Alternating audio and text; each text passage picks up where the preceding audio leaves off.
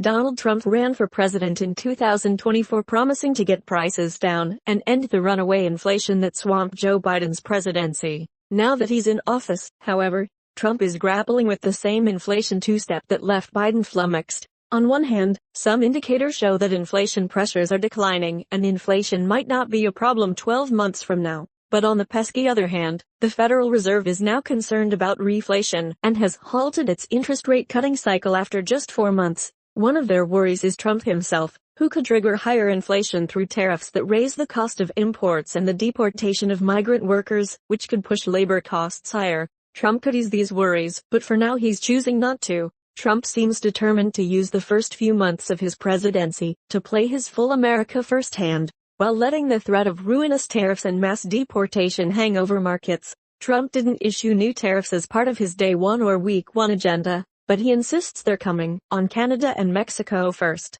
then on China and other trade partners. His deportation efforts so far have been more show than substance, but his immigration officials say they're just getting started. Investors, accordingly, are factoring in escalation risks. At its January meeting, the Fed made no change to short-term interest rates, noting that the economic outlook is uncertain and sounding a more hawkish tone on inflation than it did in December. Fed watchers interpreted that as a reference to fresh concerns about inflationary Trump policies. The odds of a cut before mid-year falling, Capital Economics reported on January 31st. If the Fed doesn't act soon, the likely tariff-related resurgence in inflation from mid-year onwards will probably keep the Fed on the sidelines for the foreseeable future. The forecasting firm says it expects Trump's policies will have a mildly stagflationary impact that will push real GDP growth from 2.5% in 2024 to less than 2% by the second half of 2025. Consumers expect higher inflation too.